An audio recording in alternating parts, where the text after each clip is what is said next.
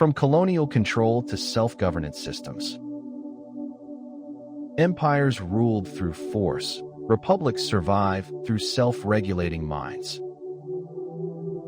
Before we begin, let me ask you something gently, not as a challenge, but as an invitation. In a world where no one is forcing you to obey, why does it sometimes feel harder than ever to feel free? Within the first few breaths of this story, that is the question we are here to explore. The quiet question beneath the noise. The most powerful control systems are the ones we do not experience as control. Michel Foucault.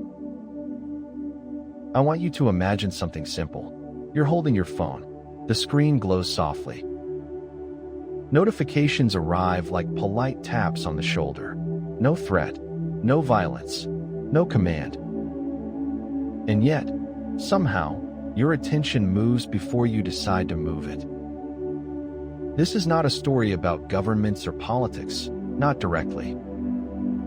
It's a story about control systems, about how power evolves, about how modern societies no longer rely on chains, but on cognition. Empires once ruled the body. Modern systems rule the mind, and the mind, when untrained, will happily govern itself into exhaustion. When power lived outside the body. History is the record of how few have exploited the many. Adam Smith. For most of human history, control was obvious. Empires built walls, armies, laws carved in stone. Authority lived outside the individual, visible, loud, unavoidable. You obeyed because resistance meant punishment. The nervous system learned fear quickly. Survival depended on submission.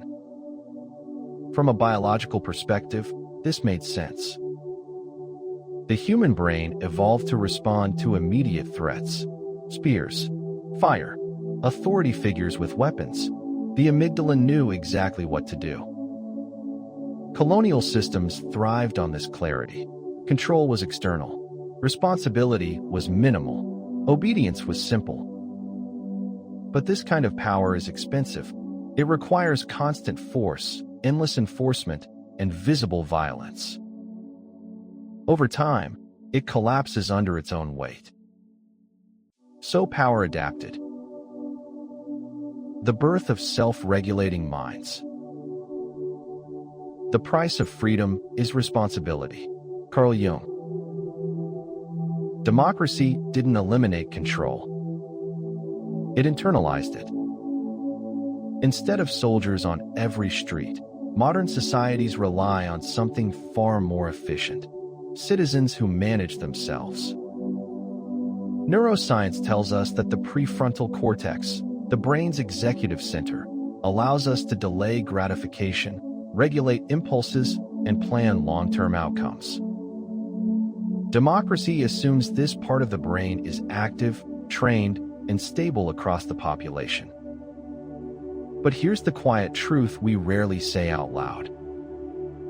Self-governance only works if minds are capable of governing themselves. When they're not, something else steps in.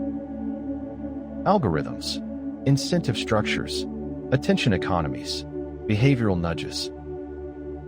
Not rulers, systems. And systems don't need to threaten you. They just need to outpace your awareness. Algorithms as invisible governors. What we observe is not nature itself, but nature exposed to our method of questioning. Werner Heisenberg.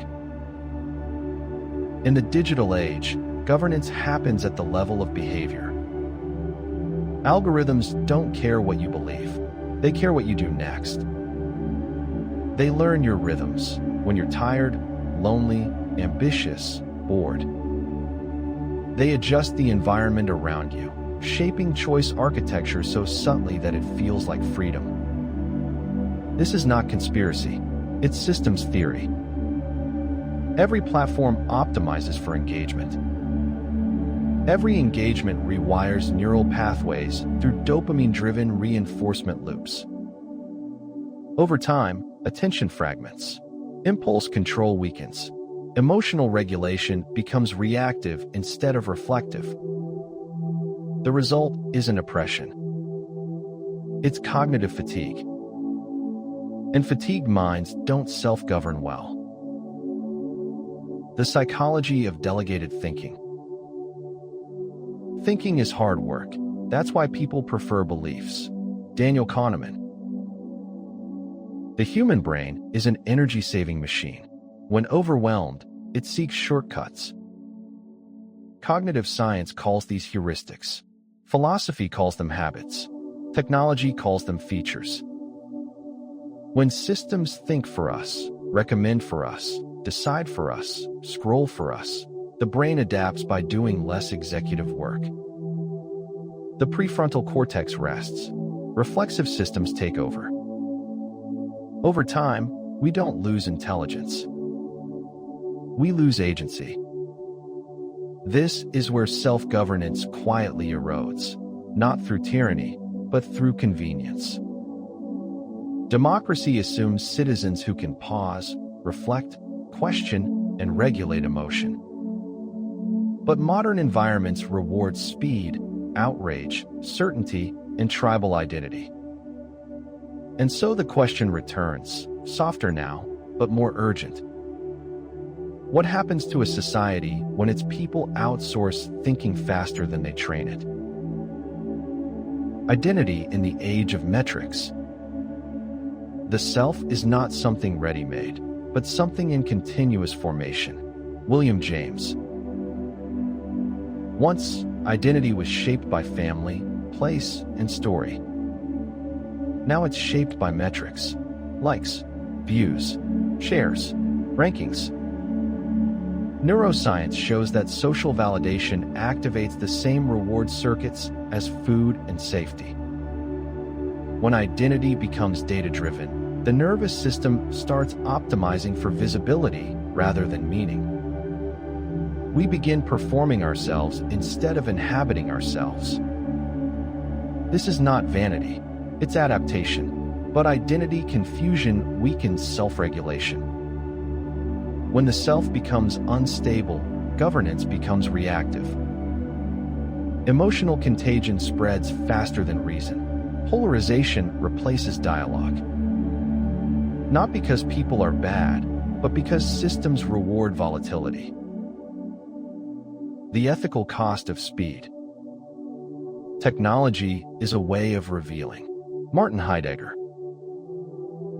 Speed feels like progress, but ethically, speed removes friction, and friction is where conscience lives. When decisions happen faster than reflection, moral reasoning becomes automated.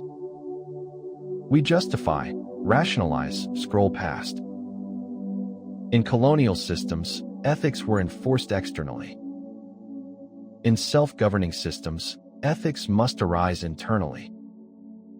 But internal ethics require silence, self-awareness, and emotional regulation, capacities eroded by constant stimulation. This is the unseen cost of the digital age, not immorality, but moral exhaustion. The return to inner governance. Between stimulus and response, there is a space. Viktor Frankl. Here is the quiet hope embedded in all of this. The same science that reveals our vulnerability also reveals our capacity. Neuroplasticity tells us the brain rewires with attention. Awareness restores agency. Reflection strengthens regulation. Self-governance is not a political concept. It's a cognitive skill. When individuals reclaim the pause, the space between impulse and action, systems lose their invisible grip. Not through rebellion, through clarity. Democracy doesn't fail because people are weak.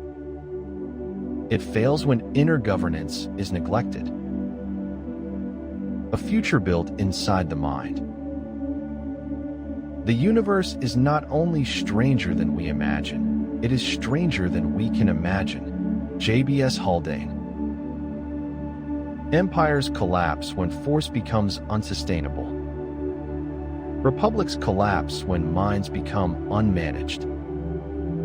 The future of freedom will not be decided by laws alone, but by neural habits, attentional training, and emotional literacy. The most important governance system of the digital age is not external.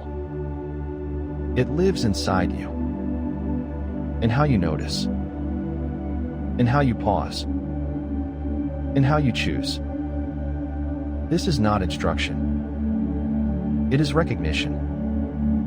Because when minds learn to govern themselves again, systems must adapt, not the other way around. This is Decode Code, where we uncover the hidden patterns, unseen costs, and scientific forces shaping the mind in the digital age. Thanks for your time. It's been a delight. What should we explore next? Comment, share, and save your insight. Subscribe to Orbital Reads and keep your thoughts bright.